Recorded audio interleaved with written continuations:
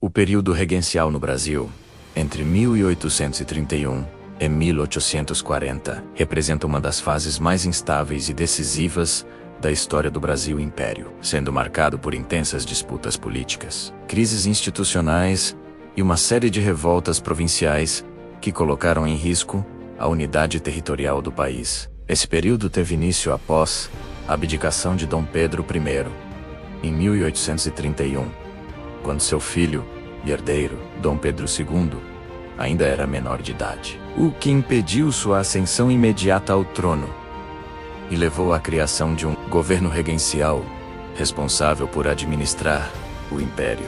Inicialmente foi estabelecida uma regência trina provisória, seguida pela regência trina permanente, composta por 3 regentes, refletindo uma tentativa de equilibrar forças políticas, mas também evidenciando a fragilidade do poder central diante das disputas entre liberais moderados, liberais exaltados e conservadores. Eles divergiam sobre o grau de centralização do poder e o papel das províncias na organização do Estado. A ausência de uma figura monárquica forte contribuiu para o aumento das tensões regionais, estimulando movimentos que expressavam insatisfações econômicas e sociais. Em 1834, foi promulgado o Ato Adicional, uma importante reforma constitucional que alterou a Constituição de 1824, criando as Assembleias Legislativas provinciais e concedendo maior autonomia às províncias, além de substituir a regência trina por uma regência una, o que levou à eleição de Diogo Antônio Feijó como regente uno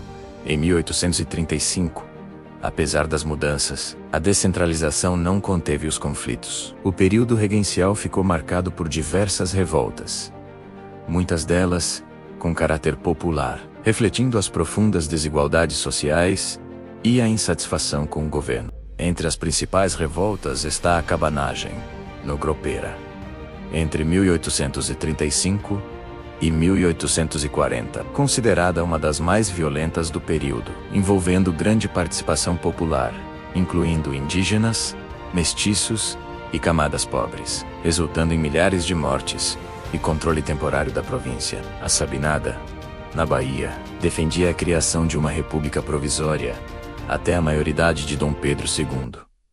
A Balaiada, no Maranhão, foi marcada por forte participação de vaqueiros, escravizados e artesãos, refletindo tensões sociais e econômicas locais. E a Revolução Farroupilha, no Rio Grande do Sul, teve caráter separatista e envolveu elites regionais insatisfeitas com a política fiscal. Sendo uma das mais longas revoltas, ela evidenciou que o Brasil imperial ainda estava longe de ser uma nação consolidada, enfrentando desafios de integração territorial e desigualdades estruturais herdadas do período colonial, incluindo a escravidão, base fundamental da economia. A instabilidade política se refletia nas mudanças constantes de governo, com a renúncia de Feijó em 1837 e a ascensão de Araújo Lima. Araújo Lima adotou uma postura mais centralizadora, buscando restaurar a ordem por meio de maior controle e repressão aos movimentos rebeldes. Esse processo de recentralização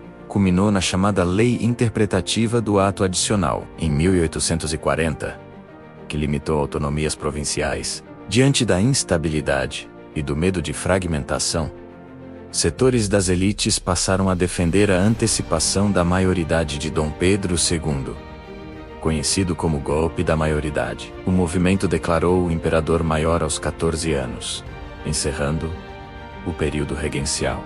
O período regencial foi fundamental para a definição das bases políticas do Brasil imperial, revelando os limites da descentralização. Evidenciou as contradições de um país que buscava se consolidar como nação independente, mantendo estruturas sociais excludentes. Foi um momento crítico onde o Brasil enfrentou o risco real de fragmentação, consolidando as bases que permitiriam sua continuidade unificada. Inscreva-se no canal para mais conteúdo sobre história do Brasil, curiosidades históricas e fatos reais explicados de forma envolvente.